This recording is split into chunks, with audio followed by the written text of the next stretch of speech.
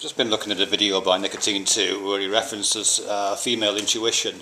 I'll put a link to his video, but he's making the argument, or he's responding to a set of arguments that cite different ways of knowing, and that it's a response to a claim that someone's made that that there is a female way of knowing which is different to rational, reasonable kinds of ways of knowing, and to hold these other, what you might call feminist ways of knowing or female ways of knowing, up to the same kinds of scrutiny and the same kind of calls for evidence as reasonable ways of knowing is invalid.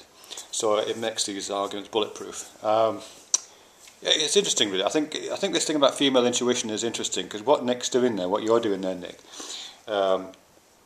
understandably, is when you're talking about female intuition, you reference it in terms of a number of things, and one of those things is mysticism, and I think it gets a little bit confusing for me there, because I think intuition has a number of different meanings, doesn't it? And one of those meanings seems to suggest a kind of mysticism, a kind of knowing without knowing how you know. I mean, that's one of the definitions of intuition, isn't it?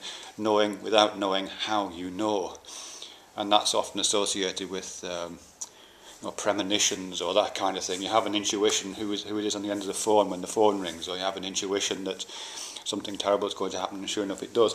But that's, I would suggest, not the dominant understanding of intuition, and it's not necessarily the best one in terms of what we're talking about here, because there's quite a lot of work being done on intuition, isn't there? About, I suppose I'm thinking in popular writings, people like Malcolm Gladwell, but there's lots of more credible, less journalistic approaches to intuition, which recognise it as a fully functioning brain capacity, a fully functioning capacity of normal cognition, but one which is less easy to access, less easy to understand, certainly less easy to talk about and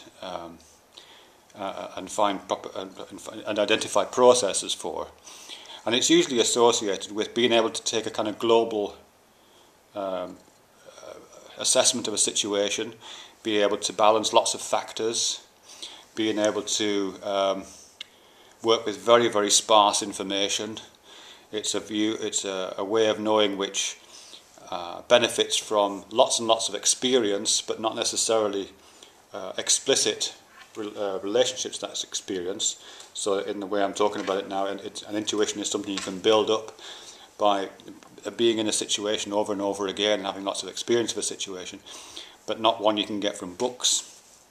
And it's one which, and I think this is crucial, one which is almost impossible not only to talk about, but even to bring to consciousness. Not knowing how you know something is the key point of that, isn't it, really? If you are intuitive, or if you are intuitive, or you're just using these kind of tools of intuition, then you don't know how you know something, you just know it to be the case. And again, I'm not talking about mysticism here. I'm not talking about woo-woo, supernatural. I didn't know that was my mum on the end of the phone. It's not one of those things, but just knowing what the right thing to do in the situation is. And as I say, you usually can't bring that to consciousness, and because it's the mobilisation of very complex sets of variables, and it seems to be, as I say, a brain function usually associated in the literature with right brain for some reason, and which, as I say, is able to take global viewpoints on situations, as opposed to the other side of it, which is the rational, explicit means of knowing, which you're associating with a more male-centred way of knowing, which I would concur with, which is explicit, which is able to identify the means of its evidence gathering, which is able to show the working out. You know what I mean? It's that kind of a mathematical, linear approach, which is very, very important, undoubtedly.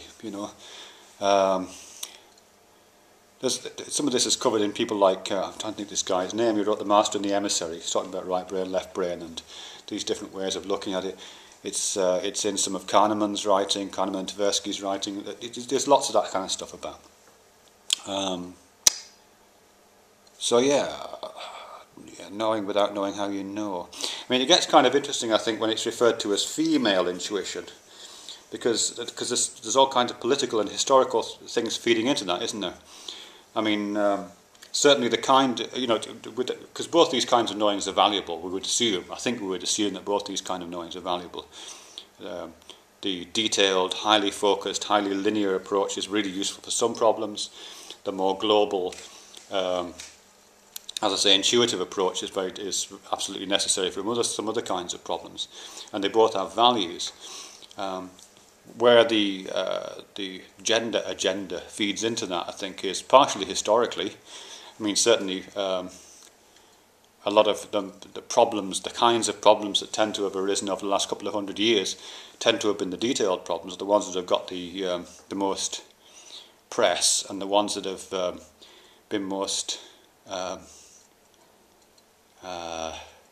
well, the ones that make for the best kind of PR statements are the ones that are explicitly solvable. So that highly left brain, highly focused way of approaching a problem has got more, has just gathered more traction, I think, really. And the people who are best positioned to be in the situation of problem solvers are undoubtedly men. Which isn't to say there might not be a biological component, I just don't know.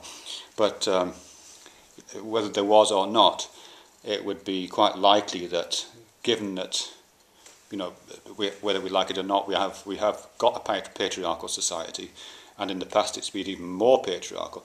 And in a society like that, it's quite likely that the dominant group would take up positions which give them best access to the best PR.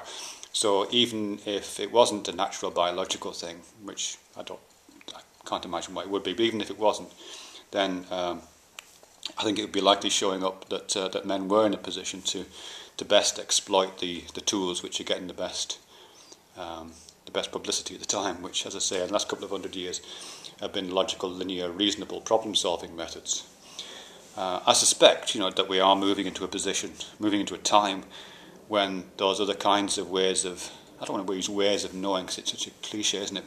But the other, what we think of as intuitive methods of working things out can become more overtly available and less the subject of distrust and the subject of undervaluing. You know what I mean? I think we are moving towards a problem society, which can only be addressed by using these much more complex kind of problem-solving methods, which, in terms of our cognition, we would call intuition. I don't know if it's female though. Intuition is female. I mean, I don't think it's female intuition. I think intuition has become associated with the female. I think it's that way around. Anyway,